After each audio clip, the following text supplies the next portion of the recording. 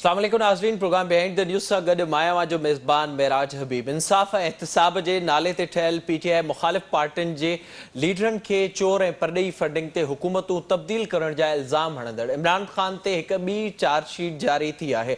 Election commission foreign funding case जो 68 सिफ़नि ते बदल लिखत में फ़ैसिलो जारी करे छॾियो आहे। इलेक्शन कमीशन पीटीआई ख़िलाफ़ गैर क़ानूनी फंडिंग केस जो 21 जून ते फ़ैसिलो महफ़ूज़ कयो हो ऐं इहो चयो वियो हो त पीटीआई खे इन बाबति कुझु ॾींहनि में फ़ैसिलो ईंदो, जेको अॼु जारी कयो वियो आहे। पीटीआई खे इब्राज ग्रुप समेत परॾेही कंपनियुनि खां फंडिंग मिली आहे। इलेक्शन कमीशन फ़ैसिले में चयो आहे त पीटीआई खे पंहिंजा सोर्स हिन अकाउंट इलेक्शन कमीशन खां लिकाया आहिनि। फ़ैसिले में चयो वियो आहे त PTI chairman Imran Khan election commission जी मिस डिक्लेरेशन जमा कराई। संदसि सर्टिफिकेट ग़लति हो, हुन ग़लति बयानी कई आहे। फ़ैसिले मूजिबि पीटीआई अमरीका मां एलएलसी खां फंडिंग वरिती आहे। पार्टी आर्टिकल 17 जी भञकड़ी कई आहे। जारी कयल फ़ैसिले में वधीक इहो पिणु चयो वियो आहे त इलेक्शन कमीशन मुतमैन थी वई आहे त मुख़्तलिफ़ कंपनियुनि खां गैर क़ानूनी फंडिंग वरिती वई आहे।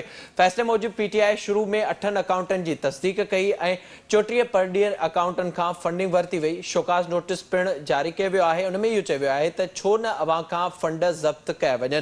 Election commission PTI foreign funding case जी कापी वफ़ाक़ी हुकूमत ॾांहुं मोकिलण जो फ़ैसिलो पिणु कयो आहे। फ़ैसिले में वधीक इहो पिणु चयो वियो आहे त तहरीक इंसाफ़ ॼाणी वाणी वूटिन क्रिकेट लिमिटेड ऐं गॾियल अरब रियासतुनि जी कंपनी खां गैर क़ानूनी फंडिंग हासिल कई आहे। जारी कयल फ़ैसिले में इहो पिणु चयो वियो आहे त पीटीआई स्विट्ज़रलैंड जी ई पैलेंट ट्रस्टीज़ कंपनी ऐं बर्तानिया जी एसिस मार्केटिंग खां गैर क़ानूनी फंडिंग वरिती।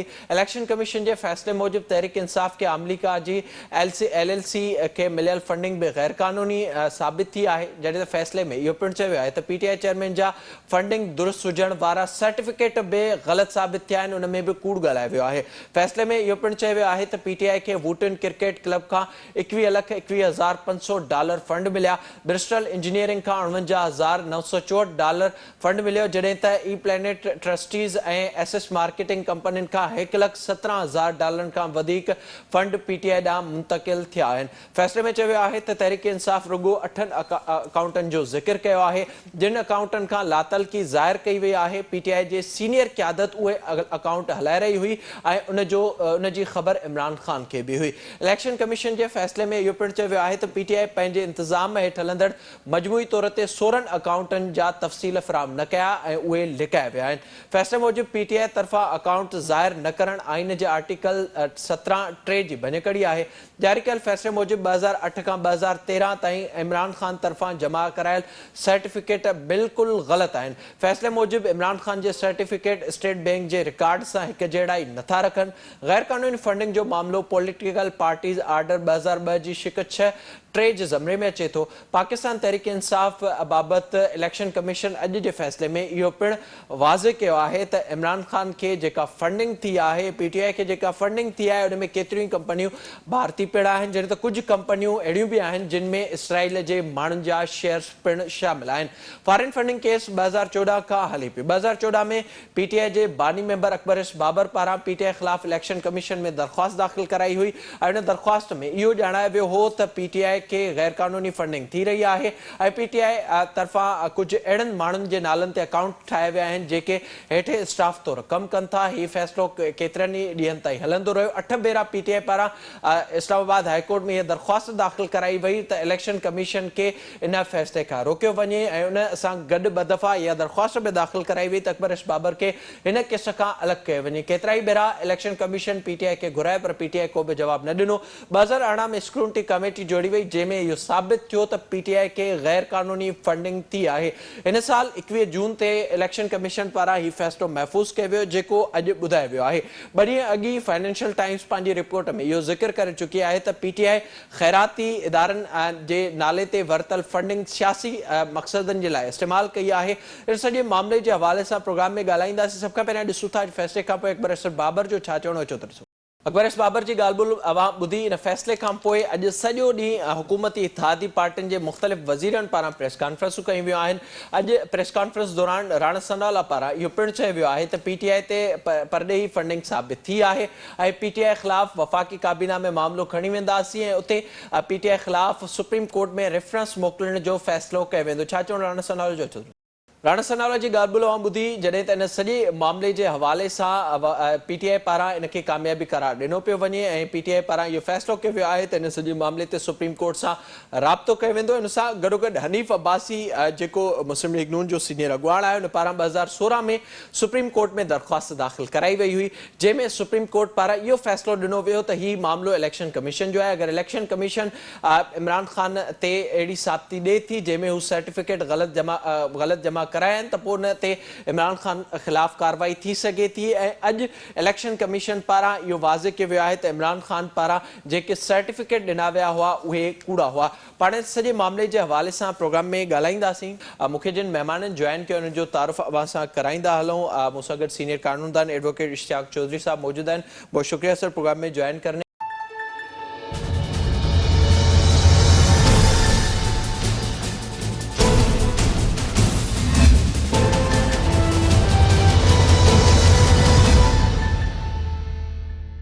प्रोग्राम में एक बार ॿीहर भलीकार जेका सूरत हाल नजर अचे पे उन हवाले से ॻाल्हाईंदासीं।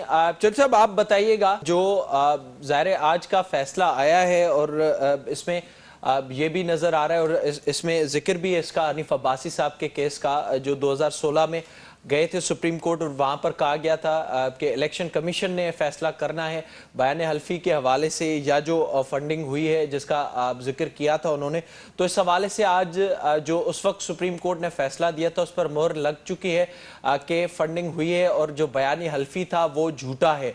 तो इस बिना के ऊपर आप समझते हैं अगर हनीफ अब्बासी साहब दोबारा राब्ता करते हैं, कोई पटिशन दाखिल करते हैं सुप्रीम कोर्ट में, तो उस पर खान साहब की जो नाअहली का मामला है वो सामने आ सकता है और इस हवाले से कानून क्या कहता है? अच्छा, एक तो ये चीज क्लियर होनी चाहिए, जो बैन करना है ना पॉलिटिकल पार्टीज को, उसमें 3 चीजें बहुत जरूरी हैं। सिर्फ फॉरेन फंडिंग साबित होना जरूरी नहीं है, क्योंकि जो सेक्शन 212 डील करता है ना डेजोल्यूशन से, वो कहता है फॉरेन फंडिंग के साथ 3 रिक्वायरमेंट है उसकी कि वो फिर जो फॉरेन फंडिंग है वो जो सोवरेनिटी ऑफ पाकिस्तान है उसके खिलाफ हुई हो, या इंटेग्रिटी ऑफ पाकिस्तान के खिलाफ हुई हो, और या वो टेररिज्म में हुई हो। ये 3 उसकी रिक्वायरमेंट है। तो अगर ये फॉरेन फंडिंग इन 3 की में अगर इस्तेमाल नहीं हुई है, ठीक है ना, और अगर डिक्लेयर करना है फेडरल गवर्नमेंट को, तो इन तीनों चीजों को ग्राउंड बना के कर सकती है, अदरवाइज वो नहीं कर सकती।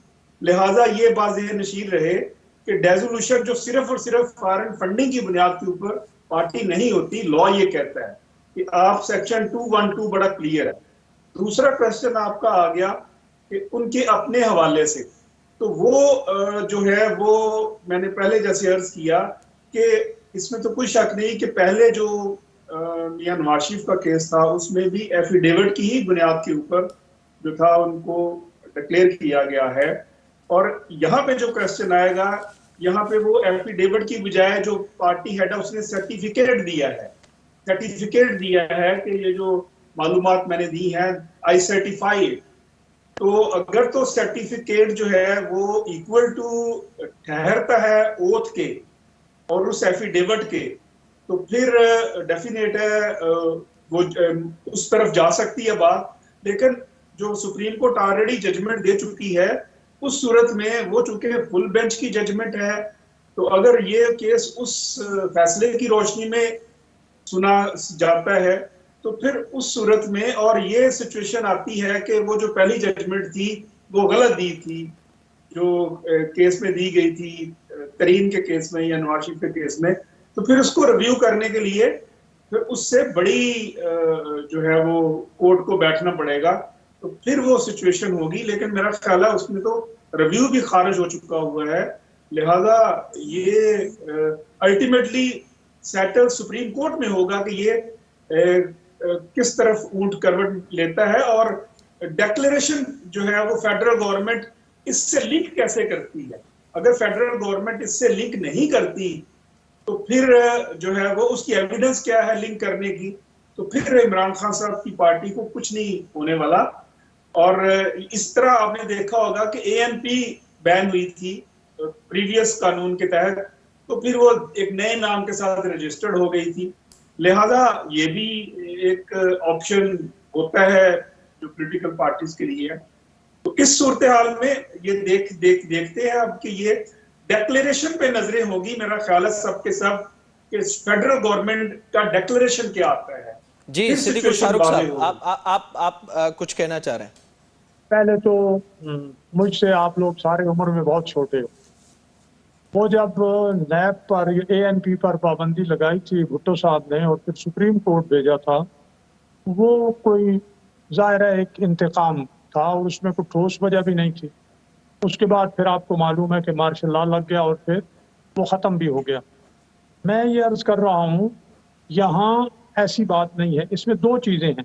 एक तो किसी तंजीम या सियासी पार्टी को दहशतगर्द करार देना, उसमें ऐसे फॉरेन फंड्स आए जो दहशतगर्दी के लिए इस्तेमाल हो। लेकिन जो पॉलिटिकल पार्टी का मामला है कि पॉलिटिकल पार्टी किसी गैर मुल्की शहरी या तंजीम से फंड नहीं ले सकती, और पॉलिटिकल पार्टी जो है वो बल्कि अपने मुल्क के भी मुख्तलिफ तंजीमों से फंड्स नहीं ले सकती। मुल्क के अंदर भी फंड्स उसके लिए बाज़ इदारों के हवाले से ममनू है और मुल्क के बाहर भी। अब दूसरी बात है, ये मेरे दोस्त जो हैं भाई ये बता रहे हैं सर्टिफिकेशन एंड एफिडेविट। अच्छा, सर्टिफिकेट क्या है? एक सर्टिफिकेट से मुझे सर्टिफिकेट मिलता है मैट्रिक का, एफए का, वही डिग्री होती है, वही जब मैं मुझे देते हैं तो मैं जो है वो मास्टर कर लेता हूँ, पीएचडी कर लेता हूँ। तो इसमें बुनियादी तौर पर तो कोई ऐसी चीज़ नहीं है, सिर्फ शक्ल का इख्तिलाफ है। एफिडेविट एक कानूनी जुबान अलग, कि मैं हल्फिया ये बात करता हूँ, सर्टिफाई करता हूँ, तो सर्टिफाइड भी वो पूरी अथॉरिटी से करता है और उसके सर्टिफिकेट को माना जाता है। इस तरह की मुशगाफियाँ जो हैं, जब जिस वक्त इतने सारी चीज़ें मौजूद हों, जो इल्ज़ामात लगाए जाएं वो पूरे वो हो जाएं, और अगर ये इतना आसान होता तो पीटीआई ना 50 अपना मेरे ख्याल में 30 से ज़्यादा एडजर्नमेंट्स लेती, ना बार बार कभी हाई कोर्ट और कभी सुप्रीम कोर्ट जाती, और ना ये रिक्वेस्ट करती कि हमारे ये अकाउंट्स जो हैं इनको डिक्लेयर ना करें, पब्लिक ना करें, और ना ये अकाउंट छुपाती। तो ये सारी चीज़ें ऐसी आई हैं जो एक साफ शफाफ पॉलिटिकल पार्टी जिसे मैंडेट मिल जाए तो उसने मुल्क चलाना होता है, इस तरह की डूबियस चीज़ें, इस तरह की गलत चीज़ें, इस तरह का उसका किरदार अगर गलत हो कि उसको कौन फंड कर रहा है, अकाउंट छुपा रही हो, दूसरे ममालिक के शहरियों से पैसे ले रही हो, तो उसके पीछे आखिर जिन्होंने ये कानून बनाया है उस वक्त उनके सामने पीटीआई नहीं थी, उस वक्त उनके सामने पाकिस्तान के मफादात थे, और उस वक्त उनके सामने ये था कि अगर कोई पॉलिटिकल पार्टी इस तरह से काम करती है तो फिर उसको जो है वो डिस्क्वालीफाई करना या उस पर पाबंदी लगाना वो जायज़ हो सकता है। जी सिद्दीक साहब, आप बताइएगा, जो ज़ाहिर है इस वक्त सूरत हाल सामने आ रही है और हम देख रहे हैं कि दोनों इतराफ से ज़ाहिर है हमने ये देखा है जो रिसेंट पास्ट में कि कोई भी कानूनी फैसला हो या फिर मामला हो, उस पर जो राय आती है वो मुख्तलिफ आती है, और ज़ाहिर होना यही चाहिए कि कानून और आइन पर अमल होना चाहिए। जो आज का फैसला आया है उस हवाले से 8 दफ़ा ये कोशिश की गई, पीटीआई ने दरख्वास्त दाखिल की कि इस पर फैसला ना दिया जाए। इसी साल ये भी दरख्वास्त इस्लामाबाद हाई कोर्ट में दायर की गई कि फॉरेन फंडिंग केस से अकबर बाबर साहब को अलग किया जाए, उनके साथ कुछ चीज़ें शेयर ना की जाए। फिर ज़ाहिर एक पूरा हमने देखा इस दौरान 2 माह से तकरीबन खान साहब बार बार चीफ इलेक्शन कमिश्नर का और इलेक्शन कमीशन पर तनकीद कर रहे थे। तो ये जो फैसला आया है, क्या जो इस्लामाबाद के हल्के हैं और ख़ासतौर पर जो इत्तेहादी जमात है उनको ये यकीन था कि इस तरह का ही फैसला आएगा, या फिर आज कोई बाज़ाब्ता तौर पर फैसला हो जाएगा बजाय इसके कि नोटिस जारी हुआ है, अब जवाब आएगा और उसके बाद चीज़ें आगे बढ़ेंगी? सिद्दीक साजिद साहब, पहले मुझसे पूछा या सिद्दीक साजिद साहब? सिद्दीक साजिद साहब सर, मैं आपकी तरफ आ रहा हूँ सर। एक तो जो साहब ने बात की है ना सर्टिफिकेट वाली और बयान हल्फी वाली, ये इसको आप अलग अलग ना देखें, क्योंकि देखें जो शख्स या सर्टिफिकेट दे रहा है वो शख्स कोई आम आदमी नहीं है, वो एक पार्टी का चेयरमैन है, एक पार्टी को वो सरबराह कर रहा है, और वो एक लिख कर देता है और अपने दस्तखतों के साथ और पूरी जिम्मेदारी के साथ ये फंड्स हैं और मैं इसकी जो है वो तस्दीक करता हूँ। उसके अंदर वो ये तो पीटीआई वाले आप कह रहे हैं ना जी कि ये सर्टिफिकेट और है, बयान हल्फी और है। भाई आपके पार्टी का जो सरबराह है, जो चेयरमैन है, वो अगर गलत बयानी इतने बड़े प्लेटफॉर्म पे करेगा, जिसको पकड़ा इलेक्शन कमीशन ने और उन्होंने कहा कि ये गलत है, और इमरान खान ने गलत बयानी से जो है वो काम लिया है, और भी बहुत सारी चीजें हैं। लेकिन ये तो फैसला उसी वक्त हो गया था, जो आपका सवाल है, जब स्क्रूटनी कमेटी की रिपोर्ट आई थी। अब आप स्टेट बैंक का देख लें, स्टेट बैंक क्या कहता है, उन्होंने कहा कि 1 दर्जन से ज्यादा अकाउंट्स जो हैं ये तो उनको ओन ही नहीं करते वो, और साथ ही साथ फिर जो बहुत सी रकूम जो वहां पे जो ट्रांसफर होती रहे, जो पैसे वहां पे होते रहे, ट्रांसफर होते रहे, उसके तरीकाकार के ऊपर भी उन्होंने इतराजात उठाए। अब यहाँ पे ये तो बहुत ही सीरियस किस्म के एलिगेशन है, और जीफ अब्बासी ने आज एक बात कही है। उन्होंने कहा कि इसमें जो आज फैसला आया है, इसमें जो वुटन वो जो क्रिकेट क्लब है, जो आरब नकवी साहब जो है, तो वहां पे अगर कैद है कल कलाक, अगर इमरान खान उनका वो गठजोड़ साबित हो जाता है और अमेरिका जो है वो इमरान खान को मांग लेता है, तो फिर क्या करेंगे आप? देना पड़ेगा कि नहीं? वो तो वो कहेंगे भाई ये तो हमें इस केस में उनके साथ मतलूब है। वो पिछले दिनों एक चली थी ना जी एक बात कि ये भी फलां केस का ये भी बेनिफिशरी है, तो ये तो इमरान खान इसमें बाद नजर में बेनिफिशरी नजर आ रहे हैं सारे मामले के ऊपर। तो ये बात फिर वही है कि ज़ाहिर है इत्तेहादी हुकूमत है, इन्होंने इसके ऊपर मिलकर फैसला करना है। आज भी 18-20 प्रेस कॉन्फ्रेंस हुई हैं, पीपल्स पार्टी वालों ने भी की है, नून लीग वालों ने भी की है, और अब दूसरी तरफ से भी हो रही थी, तहरीक इंसाफ वालों ने भी की है कि वो इसको अपने सियासी जो मकासद होते हैं उसके लिए भी इस्तेमाल कर रहे हैं। क्योंकि यहाँ पे जो चीजें इसमें सामने आई है ना 68 पेजेस में, अभी तो इसके वॉल्यूम के वॉल्यूम्स हैं। जब वो दस्तावेजात अगर आप पूरी की पूरी पढ़े तो वो तो ये 14 साल बाद इसका एक फैसला आया है, 8 साल बाद फैसला आया। तो इसमें जो सारी की सारी चीजें जो लिखी गई हैं, जो सामने आई हैं, वो तो एक एक चीज उन्होंने उसके ऊपर गौर फौज किया, स्क्रूटनी कमेटी, फिर इलेक्शन कमीशन ने अपनी इन्वेस्टिगेशन की है। अब ये हो सकता है कि वफाकी हुकूमत को अगर कोई सुप्रीम कोर्ट में भेजने से पहले कोई और तफ्तीश करानी है तो आप FIA को भेज दें, लेकिन मेरे ख्याल में जरूरत नहीं है, क्योंकि इसमें स्टेट बैंक, स्क्रूटनी कमेटी, खुद इलेक्शन कमीशन का तीसरी बैंक, ये सारी चीजें जो है वो देखता रहा है, और अल्टीमेटली ये फैसला जो है वो नजर तो यही आ रहा है बहादुर नजर में कि जाकर होना है सुप्रीम कोर्ट में। जी चौधरी साहब, आप बताइएगा, ज़ाहिर फैसला सुप्रीम कोर्ट में ही होना है। आप समझते हैं कि इलेक्शन कमीशन के पास ये इख्तियार मौजूद था, जो इन्वेस्टिगेशन की बुनियाद पर, स्क्रूटनी कमेटी की बुनियाद पर जो स्टेट बैंक से दस्तावेजात लिए गए थे, जिन अकाउंट्स का जिक्र आज के फैसले में हुआ है, और ज़ाहिर उसके बाद शोकास नोटिस PTI को जारी किया गया, तो जो उनके पास शवाहिद मौजूद थे, तो उसकी बिना पर इलेक्शन कमीशन के पास क्या ये इख्तियार मौजूद है कि वो किसी पार्टी के हवाले से खुद ही कोई फैसला कर सकती, या पार्टी सरबराह के हवाले से, या ये मामला इलेक्शन कमीशन के बाद अल्टीमेटली सुप्रीम कोर्ट के ही पास जाना है कानूनी तौर पर? इस हद तक तो इलेक्शन कमीशन का मुकम्मल अख्तियार है कि वो इंक्वायरी और करके इस बात का तयन करे कि जो है वो फंडिंग हुई है कि नहीं हुई है, और उसने वो काम किया है। उसके पास बहुत पावर है, उसके तो कोई दूसरी राय नहीं है।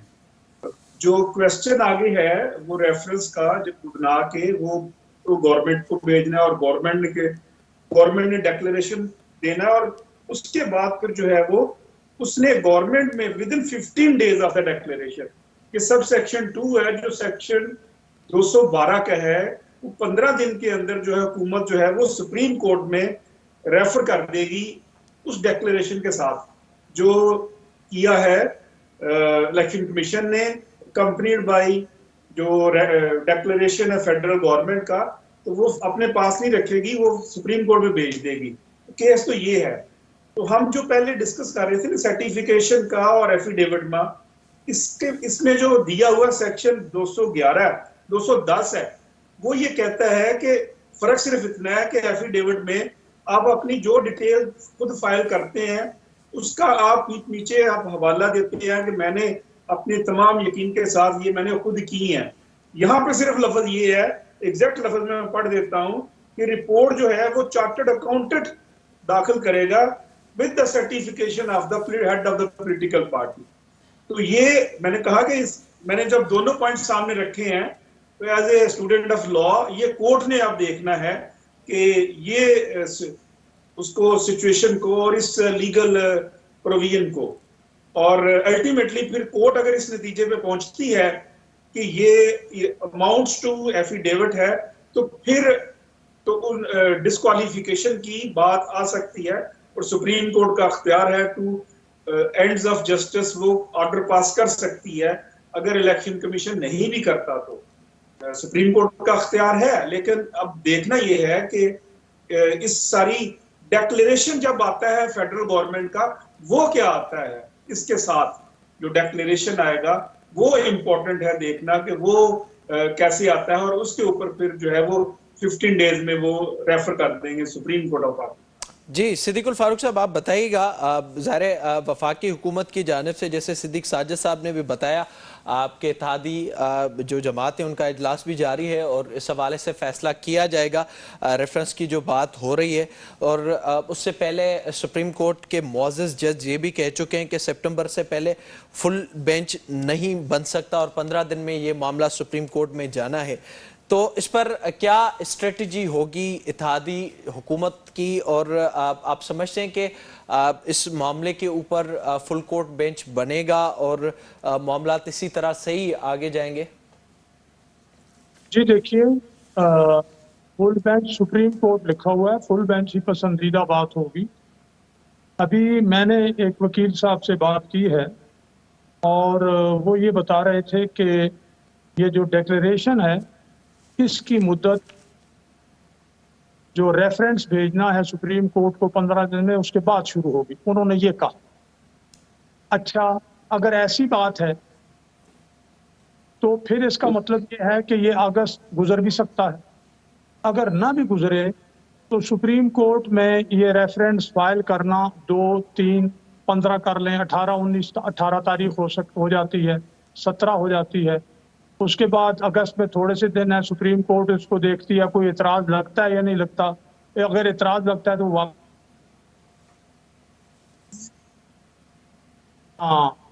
यानी फुल कोर्ट सितंबर में हो सकता है, कोई ऐसी बात नहीं है, आपको दूर दूर तो नहीं, वो कोई मसला नहीं है। लेकिन हमारा या ओवरऑल वकला बिरादरी का या तमाम जो प्रोफेशनल तंजीमें हैं वकीलों की, उनका कहना यही था कि जनाब ये सिर्फ हमारे जो मुअज़्ज़ज़ 3 जजेस हैं वो ही तमाम फैसले न करें, इनको फुल कोर्ट की तरफ रेफर किया जाए। ये सिवाय एक पीटीआई के बाकी सब इस बात पर मुतफिक थे, और मेरा ख्याल है कि जस्टिस के इंटरेस्ट में होगा, इंसाफ के मफाद में होगा कि ये मामला जब आए तो सुप्रीम कोर्ट इसे फुल बेंच को ही रेफर करे, क्योंकि फुल बेंच के पास टाइम भी है। और मेरे ख्याल में वकील साहब बताएंगे कि इसे सुप्रीम कोर्ट ने 8 हफ्ते में करना है, 6 हफ्ते में करना है, उनके पास टाइम है। बहुत शुक्रिया आपका सिद्दीकुल फारूक साहब, प्रोग्राम में वक्त देने के लिए। सिद्दीक साजिद साहब आपका भी बहुत शुक्रिया। इश्तियाक चौधरी साहब आपका भी बहुत शुक्रिया ज्वाइन करने के लिए। जेका सूरत हाल अब नज़र आई आहे फॉरेन फंडिंग केस के हवाले से, उन ते भी असांखे डिवीजन नज़र अचे पियो। जीअं वेझे माज़ी में असां ॾिठो आहे, हर फैसले ते पंहिंजी राय क़ाइमु कई पई वञे ॿिन्ही धुरियुनि तरफ़ां। पीटीआई इन फैसले खे चैलेंज करण जो ऐलान कियो आहे सुप्रीम कोर्ट में। उन सां गॾोगॾु वफ़ाक़ी हुकूमत इन बाबति वाज़िह तौर ते डिक्लेरेशन बाबति ॻाल्हि ॿोल शुरू करे छॾी आहे ऐं उन खां पोइ रेफरेंस सुप्रीम कोर्ट ॾांहुं मोकिलियो वेंदो त पीटीआई ख़िलाफ़ इन मामले ते कहिड़ी कार्रवाई करणी आहे। हिकु ॻाल्हि वाज़िह अॼु थी चुकी आहे त पीटीआई खे गैर क़ानूनी फंडिंग थी, परॾेही फंडिंग थी। इमरान ख़ान पारां जेको सर्टिफिकेट जमा कराए वियो हो उहो कूड़ो आहे ऐं इन बुनियाद ते हनीफ़ अब्बासी पारां बि इहो फ़ैसिलो कयो वियो आहे त हू अदालत सां इन मामले में पटिशन दाख़िल कराईंदो। इन सां प्रोग्राम जो पंहिंजी ॼाणी त पोइ त पंहिंजे मेज़बान मेराज बि ॾींदा इजाज़त।